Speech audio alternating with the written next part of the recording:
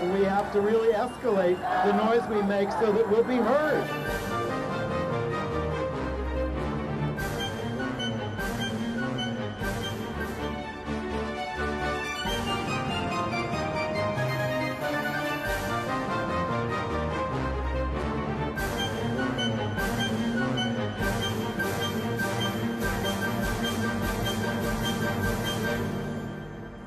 Welcome to Gay USA. I'm Andy Hum. I'm Ann Northrup. And it's January 1st has come and gone, and the commander-in-chief has been unable to stop the enlistment of transgender troops. Not that that's necessarily stopping him from trying. We'll give you some details.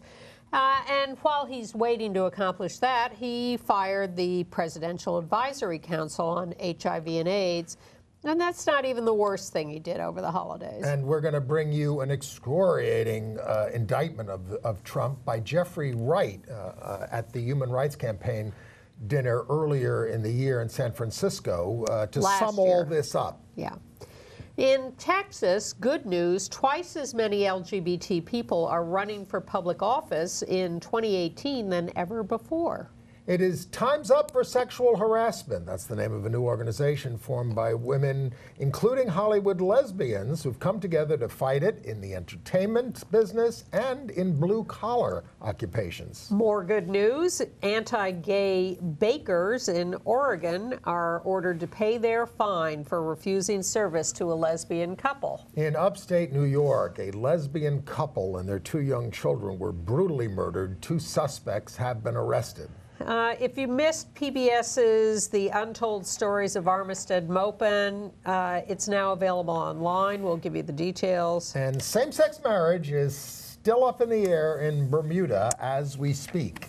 Transgender people can now enlist in the armed forces. For the first time. I mean, this was not this had not been allowed. Yes, openly transgender this had people. not been allowed in the Obama administration, which started to let transgender people serve openly. But the open enlistment just started, and in fact, a guy named Nicholas Talbot, 24, a trans man from Ohio, who was a plaintiff in one of the cases, is going to be one of the first to enlist. The Department of Justice announced that it would not appeal the lower court rulings to the Supreme Court to continue to try to stop it. But they are still defending the ban that Trump wants in district courts in D.C., Maryland, California, and Washington State. And they also have underway another Defense Department independent study because they want to get around the 80 million studies they've already done.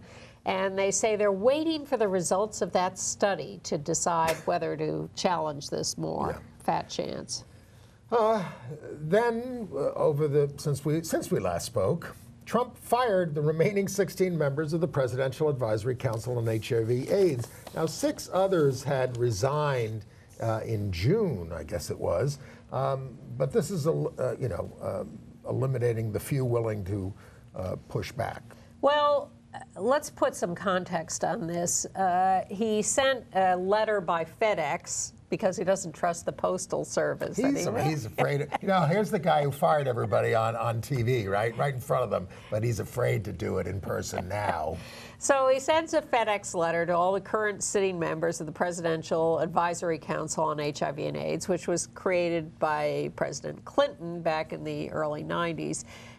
Telling them that they no longer have a job. Okay, so it is not at all unusual for an incoming administration to change personnel. Obama got rid of the Presidential AIDS Advisory Committee that had served under George Bush and replaced it with his members. But the problem is that Trump, even though they are advertising for new members in the Federal Register, has not made any commitment to the issues or to the people. So let's run down a few things.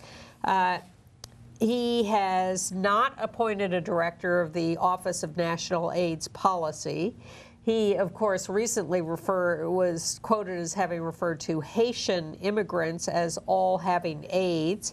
He didn't he desert Roy Cohn when he was dying of AIDS? Oh, yes. Yes. That's when he cut him off. And Roy Cohn was his mentor. If you want to know why Trump is the way he is in many respects, he learned from Roy Cohn and then dumped him when he got AIDS. Exactly.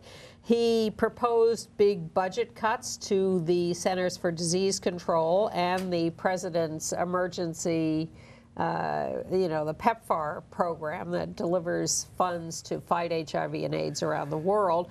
Congress restored a lot of that money, but his proposal was to cut it all. He's made pro forma statements of support on things like World AIDS Day or National HIV Testing Day. Without mentioning gay people. Yeah, but meanwhile he's decimating Medicaid, and which helps 40% of people living with HIV. People aren't going to be able to get their drugs. Yeah. Likely. And censoring the words like transgender in CDC grant proposals. So he has this long record of acting against people with HIV and AIDS down the line. So he may appoint a new commission, presidential AIDS, advisory committee on HIV and AIDS. But I suspect that it will be heavily weighted to the right-wing evangelical community. Yes. And be talking mostly about things like abstinence instead of sex education or HIV/AIDS education. When we worked at the Hedrick Martin Institute for LGBT Youth years ago, I was on an AIDS advisory council at the Board of Education, and 2 members, political people from the Archdiocese of New York, were there sabotaging as much as they could. And then they realized the Board of Education is not going to do anything, so they stopped coming to meetings. And then we passed a comprehensive plan, including condom availability. Is that the one that got you on the 1991. front page of the New York Post? Well, my condom instructions that I typed out for how to use a condom. Yeah. The problem there was that when you go from the various steps of using the condom, part of it is having sex. So I just said, "Have fun." That was what I wrote, and it got us in trouble. Having fun during sex. Well, the point is that Trump. He has so many sins and so many programs he's decimated. So this got some attention for firing the council, Yeah. but I think the real story is not that he fired them, but what he's doing in general about the epidemic, which is nothing. Look at the things that and what he may replace them with. Look at the things that happened over the holidays that did not get as much attention, including David Koch paying for the fireworks on New Year's Eve at Mar-a-Lago. And him going in to see his rich friends and saying, "You all just got a lot richer." Yes. Rescinding Obama-era regulations on fracking and oil spill prevention. Yes. This is going to affect a lot of us older people and people with AIDS. Letting nursing homes off the hook when patients suffer at their hands. There's been a huge exodus of managers at enforcement agencies like OSHA, protecting all of us, safety. Yeah. Scrap the Amtrak tunnel between New York and New Jersey, so we're not going to be able to travel to you anymore, Ann and I. And sabotaging the Census Bureau by adding on this question about citizenship. It is a relentless march of destruction. They've set out their plan. They want to destroy it all, and they are one by one doing each of these We're steps. going to show you Jeffrey Wright talking about all the record. I was very struck by the Trump accuser, Jessica Leeds, who's now 75, the one who we went after on the plane, telling her story, amplifying her story in the 1970s when Trump just grabbed her under her dress, grabbed her genitals. She says she's never worn a dress or a skirt while traveling since. And then she said she encountered him at a charity dinner a couple of years later, maybe within the year, because he comes up to the table. He's with Ivana, his then first wife, and he says, "Oh, you're the C word from the plane." That's the way he looks at her, and that's what he says. And this is in front of everybody. Wow.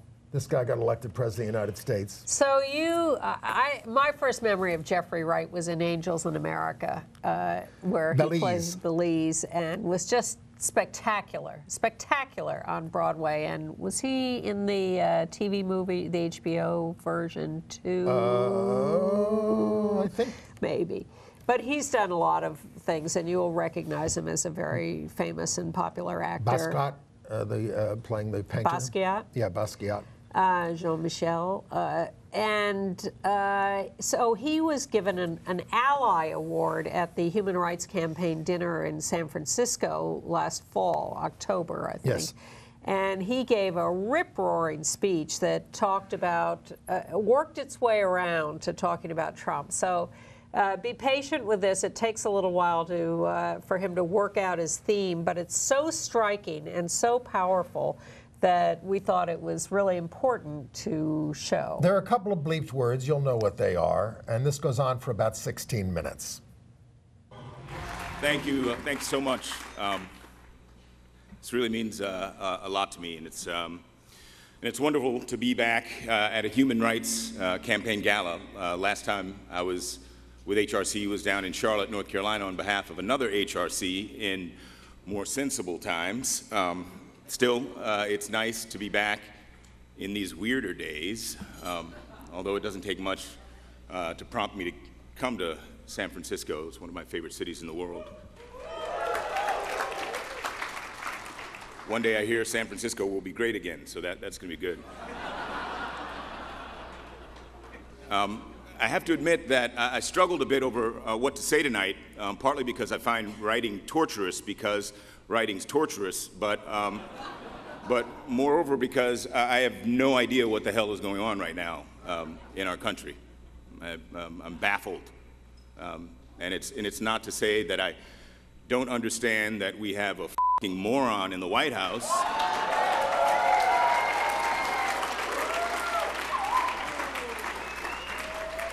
And I understand that because, well, his senior cabinet member reportedly said so.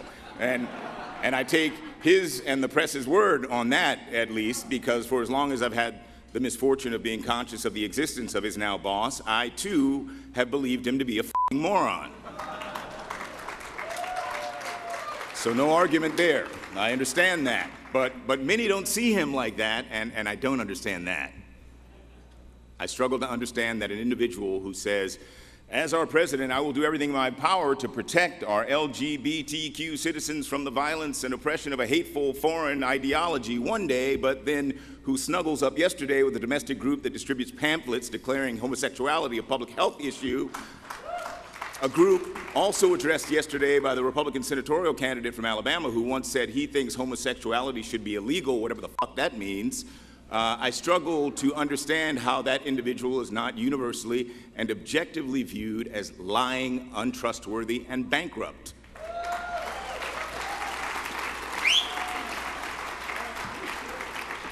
One of his first orders of business before being sworn into the presidency was settling a fraud case for $25 million.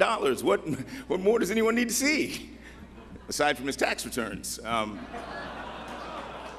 Guy personally lost $900 million in 1 year, but great businessman. Oh, okay. I have difficulty understanding how an individual who 5 times forced someone else to fight in his place in Vietnam and perhaps die there, and who objects to protests during the national anthem because, by his logic, they are disrespectful of America's service members, can also attempt to ban transgender service members from, well, serving, and still not universally and objectively be seen as disrespectful to American service members himself.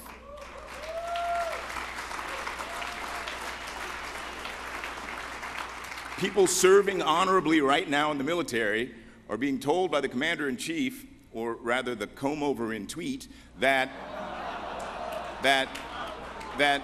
they have no right to do so. What's more disrespectful than that, except sending them off into another rather avoidable, senseless war whose only purpose would be to offset the sense of hollowness and smallness their comb-over must feel owing to his tiny, burnt crisp of a damaged soul.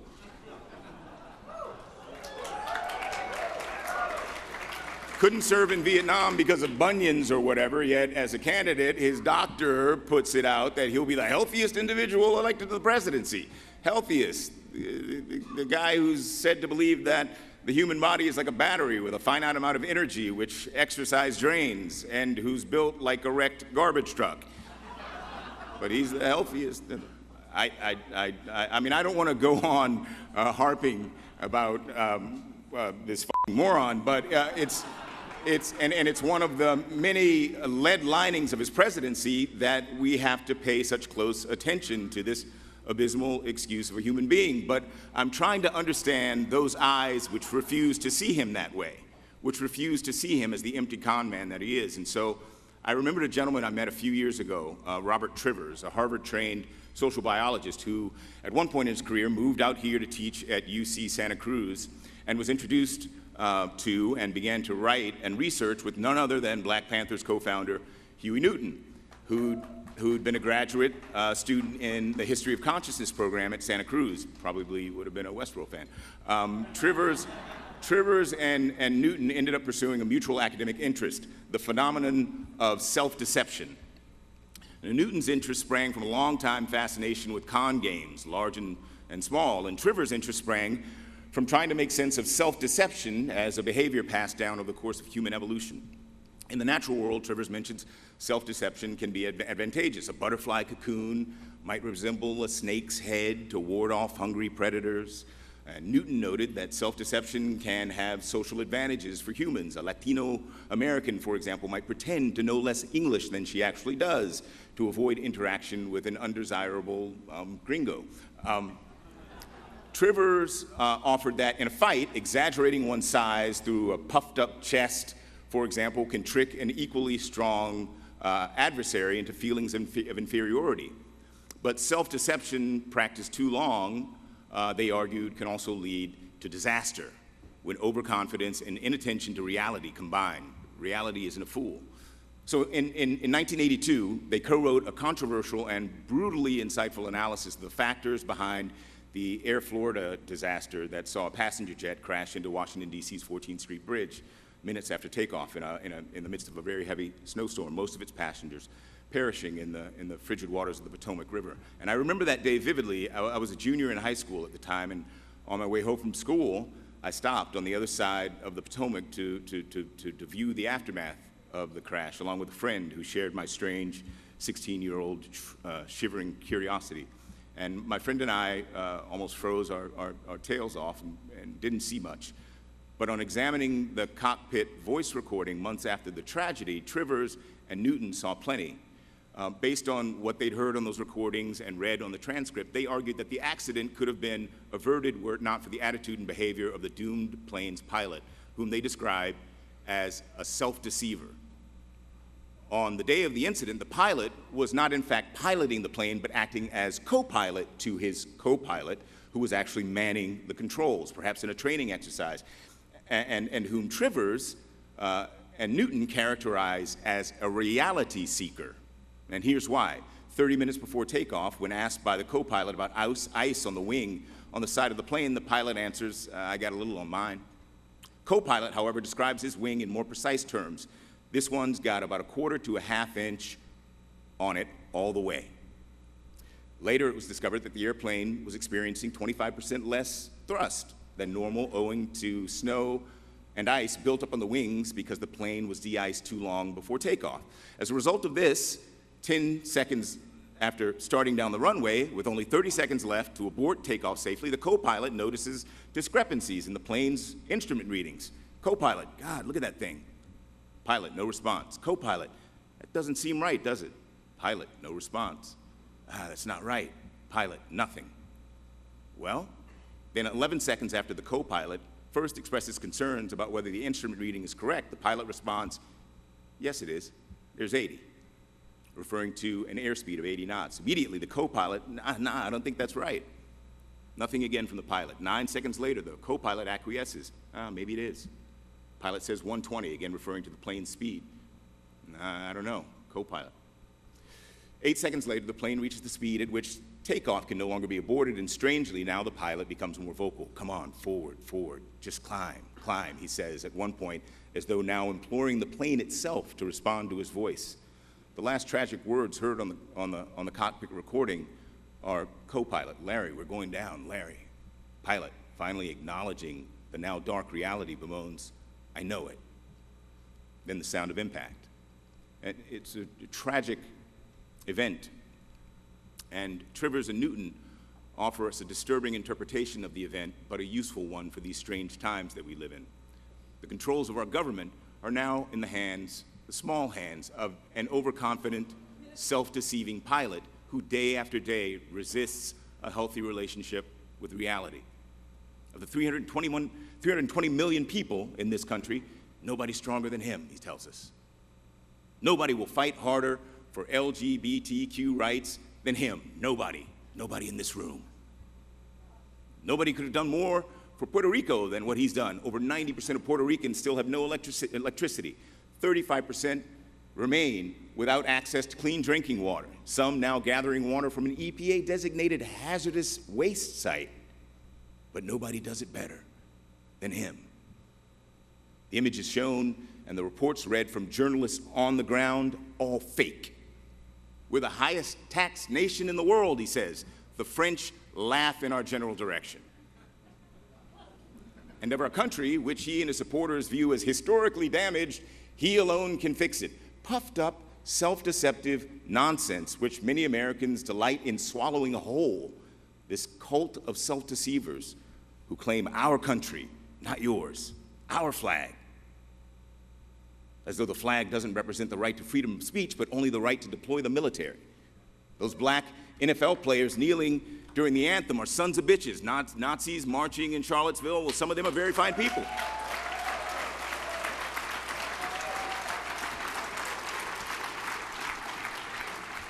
But he's not a racist, and neither am I for still supporting him, as if racism is not an objective thing. It is. The whole premise of white supremacy itself is a vast exercise in self-deception. Look at its leader in the White House. Who's he superior to? Obama? Thank you. I'm going to replace Obamacare with something much better. With what exactly? Well, we'll see. But what we see, and what's mind-blowing, is that our collective American organism is infected right now with self-deception. And maybe it's always been that. The greatest country in the world, every other country's a bum. But as the American experiment begins to stall in mid-flight and descend toward impact, will the self-deceivers have their I know it moment? Or is this what they want? They seem to. But a better question is, will reality-seeking America wrestle the controls away from self-deception in order to rescue the plane and all its passengers?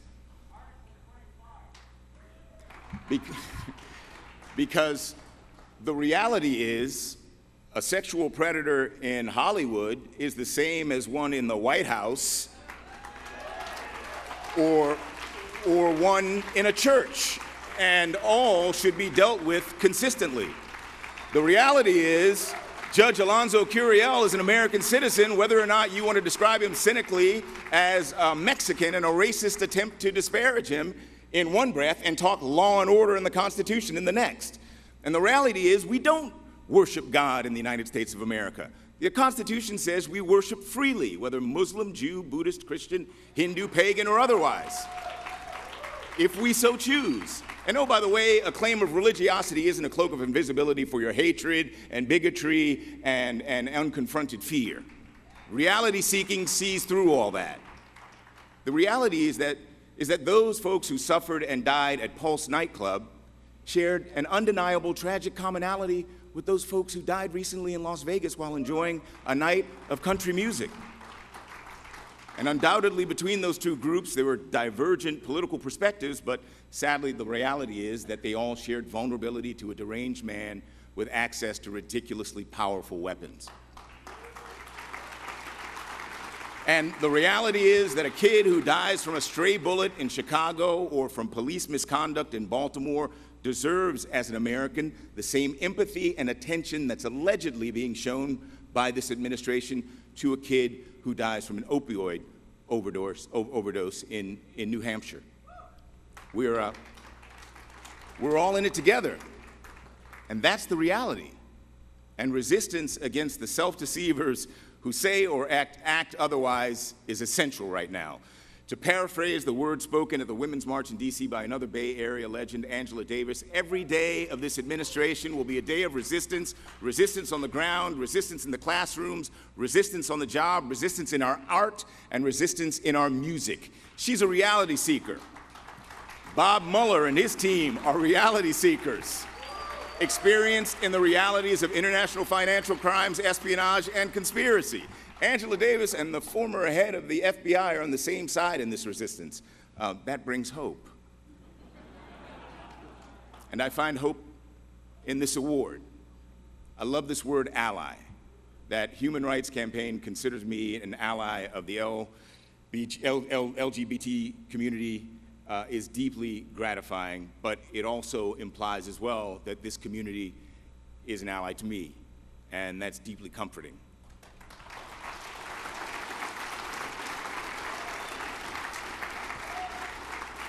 Because we all come from experiences and backgrounds that have taught us to fight. And this isn't new to us, and we don't scare easily. And all of us right now must ally with one another and fight for control of this American plane. And we must continue to carve through the misinformation and lies, to speak out, to protest, to sue, to take a knee, sure, but also to vote.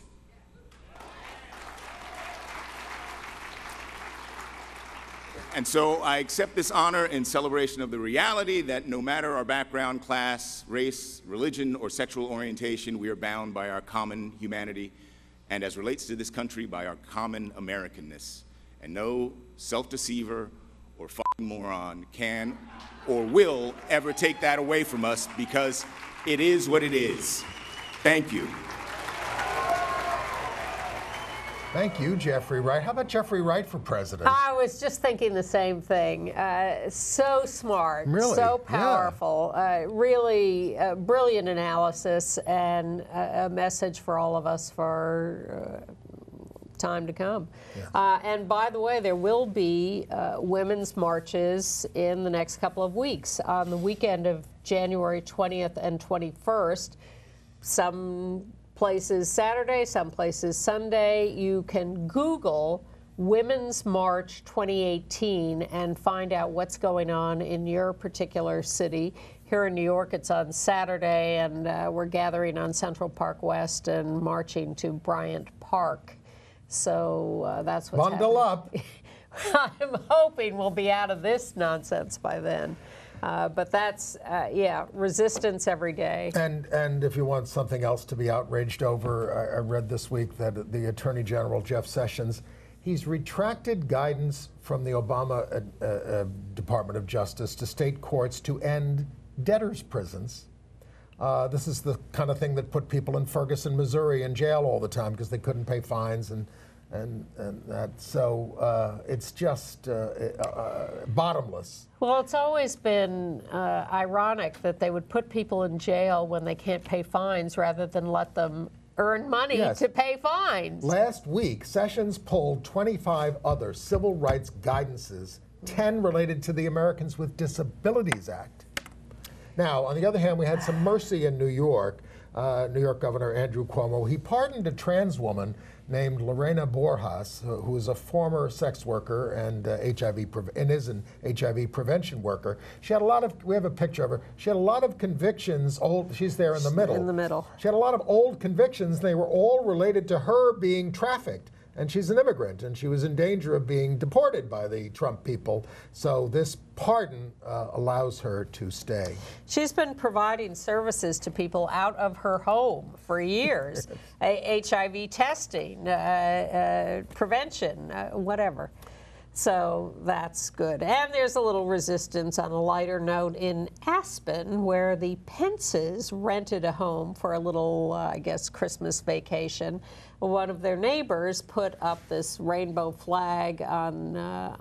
It's a pillar that stands between both of their driveways. It's their common driveway, rather, that they both have to use. So the sheriff showed up, deputy sheriff, and said, you know, we're not here to interfere with your First Amendment rights. And the deputy sheriff got fed chili. And so the flag has "Make America Gay Again" written on it. For those of you who are listening to the podcast, well, it's and similar can't see to it. what happened when Pence moved into a Washington neighborhood when he Yes. was going to become vice president. They all started flying rainbow flags. It's great that this is a symbol of resistance. Yep. Yeah. We own the rainbow. Yeah. This has sparked so much outpouring of people who now who hear what Jeffrey Wright is saying, who feel the same things and want to do something about it. So people are running for office all over the country. Most notably, we got this report from Texas where there are twice as many LGBT people running for public office as ever have run before, and but there's a big anti-gay candidate in Texas at one. Yes, I'm sure but there wait, are many. this is a little extreme. You've already got an anti-gay governor there, Greg Abbott, but he is being challenged in the Republican primary by a guy named Larry Secede Kilgore. He believes two of the Democrats in the race, Lupe Valdez and Jeffrey Payne, who are gay, should be put to death along with other sodomites. This is biblical law, he said, and it's a blessing. Valdez, who's 70, says she's not defined by her sexual orientation, but she's out there and running. Well, she's the longtime sheriff of Dallas County. 38 LGBT candidates running there in Texas. Well, some have already been elected in Salt Lake City. In Salt Lake City, which has, of course, a lesbian mayor, Jackie Biskupski. Yes, they now have 3 of the 7 city council members who are LGBT, and every single member of the city council is under age 45. So they have a young, fresh city council, 3 out of 7 gay, and a lesbian mayor in Salt Lake. So maybe Mitt Romney won't get through so easily. Well, but that's also the big question. I hope one of them runs from Salt Lake City, and I hope a good Democrat runs. And maybe Republicans will be divided because they won't see Mitt as far enough to the right. But who is Mitt Romney going to be in Utah? As governor of Massachusetts, he was pro-choice, he was pro-gay rights. And who's he going to be in the United States Senate if he gets elected? Is he going to be an anti-Trump resistor, or is he going to go along with the Republican agenda? He did debase himself after having condemned Trump as a fraud during the campaign by meeting with him to try to become Secretary of State. Which turned out to be just a humiliation tour by Trump. It was a fraud. Yeah, it was. So Roy Moore is still trying to sue, but Doug Jones was sworn in, I believe, today. In Pennsylvania, in Doylestown, the city council has, by a vote of 7-1, barred conversion therapy for minors, and the one voted against it only because he says it should be a statewide law, not just a local law. Right. In a terrible story from upstate New York, outside Troy, New York, in a town called Lansingburg, a lesbian couple, Shanta Myers, 36 years old, on the right at the bottom, and her girlfriend, Brandy Mells, 22, on the left at the bottom, and Shanta's 2 kids, Jeremiah and Shanice, 11 and 5, were found brutally, viciously murdered in their home. They have arrested 2 guys and charged them with the murder. Justin Mann and James White of Schenectady. I haven't heard nothing about the motive yet. Nothing about the motive. Shanta has another son who's 15, Isaiah Smith, and he fears the murderers were going to be coming for him next. They were beloved by their neighbors. They worked in very giving professions. JJ was a beloved member of the Troy Boys and Girls Club, which is raising money for the funerals. So this has been a huge story and a huge shock to the entire town, and people are really upset about it. And we will continue to follow this to see if we can figure out what the motive was and whether these guys are actually guilty. But it was a very, very brutal murder. Well, speaking of crimes, Jan Wenner, who was the founder of Rolling Stone, was accused this week of sexually assaulting a guy named Jonathan Wells in 1983. When Wells was 27, Wenner was 37 and not out at that point. He said it was in the context of being offered a job as director of Rolling Stone Press. And then, so he says that Wenner assaulted him, and that, this happens in these stories. Apparently, some consensual sex followed, but even though Wells was not gay, and he tried to steer clear of Wenner, and then he got fired in 1985. Wenner says he believes all of it was consensual. Yeah. In Santa Barbara, California, as we go down to a little more minor crime, the newspaper there, the News Press, is a very conservative newspaper, one of only 6 in the United States to endorse Donald Trump. And the only one in California. In 2016. So they have a reporter named Paul Gonzalez who published a story in the paper, but as the paper went to press, one of the workers there changed Paul's name on his byline to Paul Gay-Zales, and wrote underneath it, News Press Faggot, fagot it's spelled. And this is what happens when you work in a press room. You can just do the editor junk like this. Called it a poor decision. And the employee is not in the building anymore, but well, he's a Teamster. So he's not been fired. Not yet. They're going to work on that. Wow. Woo! In Oregon, the Court of Appeals has upheld the $135,000 fine against Sweet Cakes by Melissa, the bakery that refused to make a wedding cake for a lesbian couple in 2013. This has been going on for over 4 years. Lauren Bowman-Cryer. They've had their own hardships since this. Yes. They've had trouble renting because of the controversy. Yep. The 135 G's is in escrow, but is supposed to be released now. The Kleins are undecided about appealing.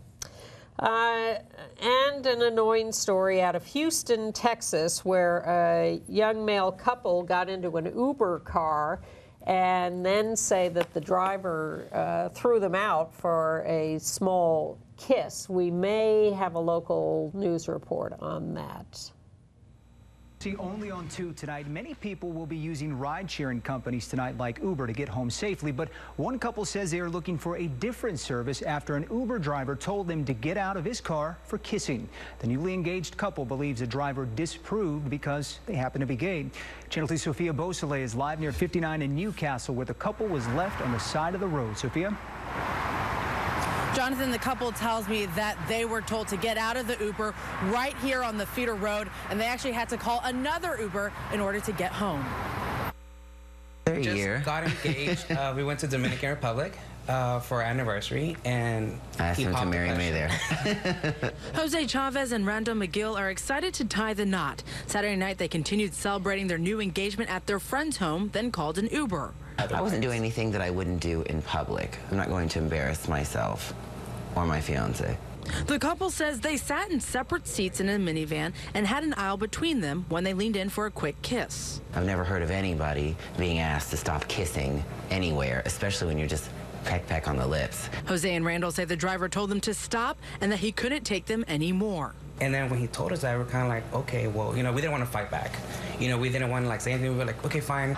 But it's where the driver dropped them off that concerns them. So he proceeds to pull off the freeway, not in any safe space, place, or anything. Leaves us on the corner of 59 in Newcastle. An area that's pretty deserted, especially around 4 o'clock in the morning. I was upset. I've never been told like not to kiss or anything, like don't do anything with my partner. We looked up Uber's rules online. It says you shouldn't touch or flirt with other people in the car, and Uber has a no sex rule. But Jose and Randall say they've never had problems in the past when it comes to a quick kiss, and they feel they were targeted because they're gay. I was super disappointed. Everyone I've ever ridden with has been very nice, very respectful, and even the ones that I could tell weren't so comfortable with carrying us, they were very respectful. We spoke with Uber over the phone. They tell us the riders, along with the driver, did file a complaint about the situation last night, and that Uber is currently investigating and will take appropriate action. They did tell us they have a strict, non-discriminatory policy, and we have that information on our website, click2houston.com. Reporting live from Southwest Houston, Sophia Bosley, KPRC, Channel 2 News. Now to develop. Well, what do you think? I think we should be treated by the same standards as everybody else. Sure. And I think if it is as they describe, nothing would happen to a heterosexual couple. I'd be curious to hear what the driver has to say. I don't want to prejudge without But still, hearing his dropping story. people off in the middle of nowhere is risking their lives. Of course, and it sounds terrible. Yeah.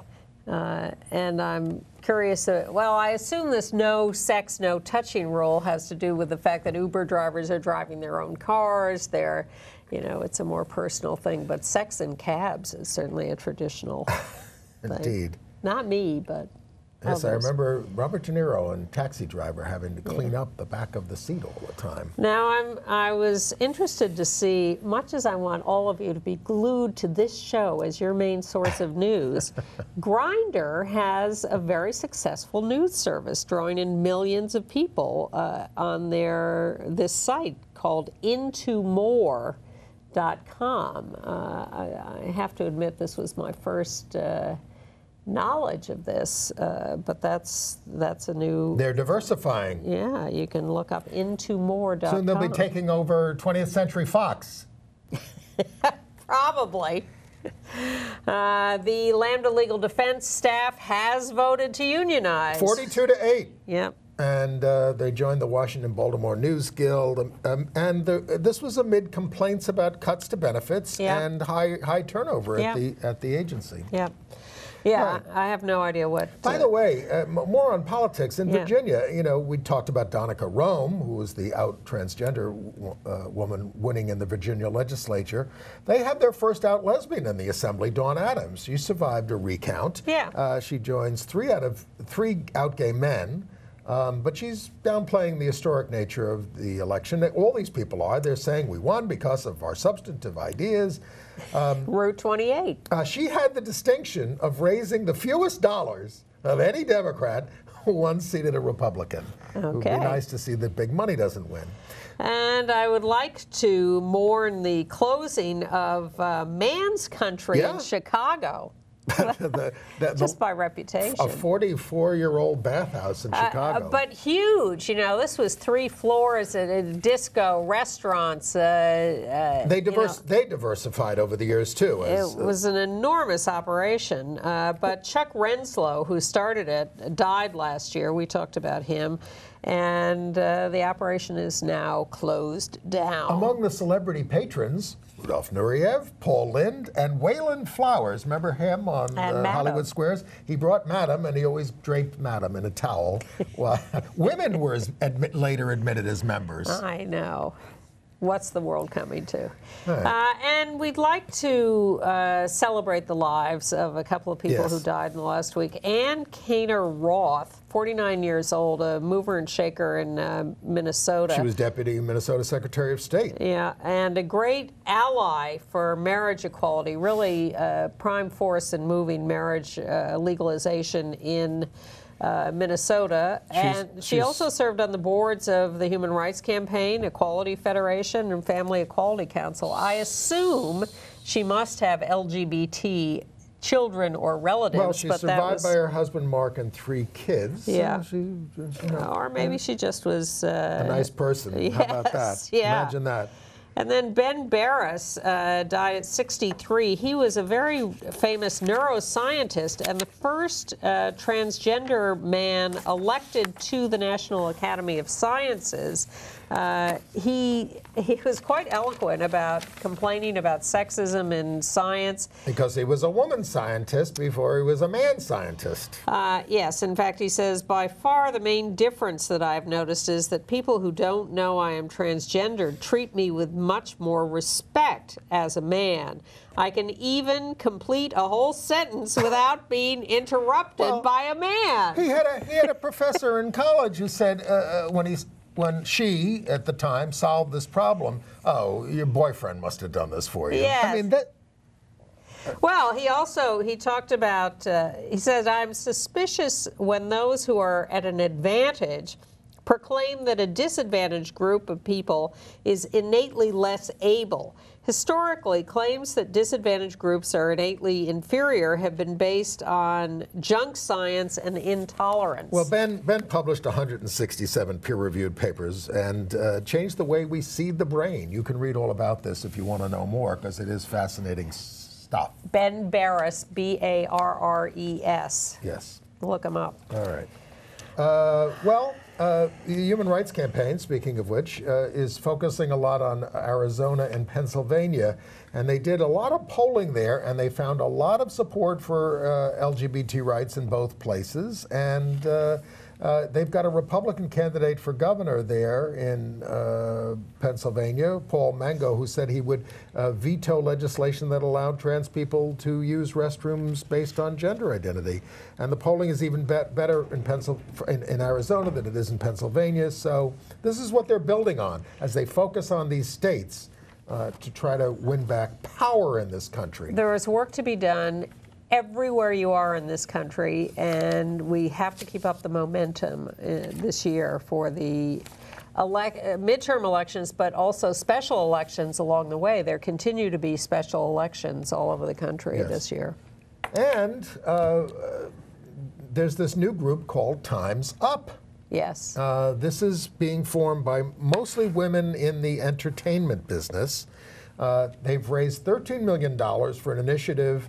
There are 300 of them, actors, agents, writers, directors, to fight sexual harassment of women in blue-collar jobs, not just in the entertainment industry. But here's what they want. They want to penalize companies with non-disclosure agreements that stop people from suing. They want to drive to reach gender parity at the studios and at the talent agencies. They want women to wear black at the Golden Globes and perhaps other award shows to show solidarity. Yep. No more blue tuxedos. And lots of prominent women: Shonda Rhimes, Ashley Judd, Eva Longoria, America Ferrara. But the lesbian and bisexual women on the list that we've noticed so far: Lena Waithe, Ellen Page, Sarah Paulson, Angela Robinson, Anna Paquin. We are well represented in the group. Yes. I saw the independent lens on PBS about Armistead Maupin, called The Untold Tales of Armistead Maupin. We have a link to independent lens there. I saw it. I thought it was okay. I think you liked it more than I did. Go to pbs.org/independent lens. Most controversial in the thing was him saying publicly that Rock Hudson was gay. Now, Rock Hudson is, he's got AIDS. This is all hitting the newspapers. He says, I was gay, and P.S., I slept with him back in the day. Several times. And this was caused a huge controversy in his life. Are we going to do international news? Yes, let's do it. All right. In Taiwan, a Taipei court has refused to recognize a lesbian couple's marriage, refused to allow them to be married. Now, this is an ongoing fight. There's the couple. Last year in May, the Constitutional Court, or the High Court of Taiwan, said you must legalize same-sex marriage. You have 2 years to do it. Yeah. If you don't do it within that time, it automatically becomes law. So meanwhile, activists are trying to force that to happen sooner, but the other courts along the way are saying, no, the parliament has to do it. They haven't done it yet. We cannot legalize marriage for you within this period. You have to wait until the end of the 2-year period or have parliament pass it. Justice delayed is justice denied. In Malaysia, they're ganging up on trans women and trying to force them into conversion therapy. Yeah. A new use for conversion therapy. But in Canada, they have their first trans mayor, Julie Lemieux. Yep. In a village of Quebec called Tresson Redempteur. It's true. And it was a very conservative community at one time, but of course their church has now become a community center. Yes, and what was her big, while Danica Rome was winning in Virginia on the basis of traffic problems on Route 28? Whether to allow chickens in the backyard, she favored it and won. She said people need renewal in the village. That was her platform. In Chile, the mayor of Lampa has been fined for disrespecting trans women. She is a former city councilor, and she's been making nasty remarks, and so she has to pay a fine. $380. In Bulgaria, a lesbian couple is suing for recognition of their marriage last year in the UK. In Venezuela, 2 marriage equality suits are in the final stages. And in Russia, the first man from Chechnya to come out as gay and talk about his treatment there gave an interview to say his family had been threatened. He was forced to apologize on TV for claiming he was persecuted, but in fact he was persecuted and his family was threatened, and he's talking about it now. In Egypt, the court has released 2 of those arrested for raising the rainbow flag at that concert in September on bail of 1,000 Egyptian pounds, or $52.37. Among the 7 arrested were charged for joining outlawed groups that aim to disrupt the provisions of the Constitution and the law. It sounds very general. What else? In Bermuda. Yeah, we're still waiting. Yeah, we're still waiting. Well, the governor whether the Governor General John Rankin, he's asking for legal advice of whether he can sign the bill ending marriage equality if it is not in line with the Constitution. There's no time frame for signing bills. Yeah, but I think the debate is still over colonialism. You know, are they going to? The right wing says, look, we're the indigenous people, and we voted for civil unions over marriage. We think this is a legitimate compromise. They are saying these people who passed this, that the European Union contract, or whatever it is, does not say you have to do this. No, but they are a territory of the British government. And the gay people who sued for marriage equality and won at a lower court could appeal that to the high court in Bermuda and maybe get it that way. Well, the other thing is that, the right wing here in the United States argued for a long time that to have courts impose marriage equality was illegitimate because the people didn't want it. Right. And we were quite adamant about saying, look, this is not something to be voted on as a popularity contest. This is about a basic human right. And the problem is that race comes into play in large measure in this debate in Bermuda, because you have a black population governed by a white governor general. In a funny hat. In a very funny hat, and a British government that's very white. And do they impose their opinion on a population that feels justifiably sensitive to the fact that they're being They kind of feel, if he were to veto this, which doesn't seem likely, that this would help lead to independence for Bermuda. Well, that would be interesting.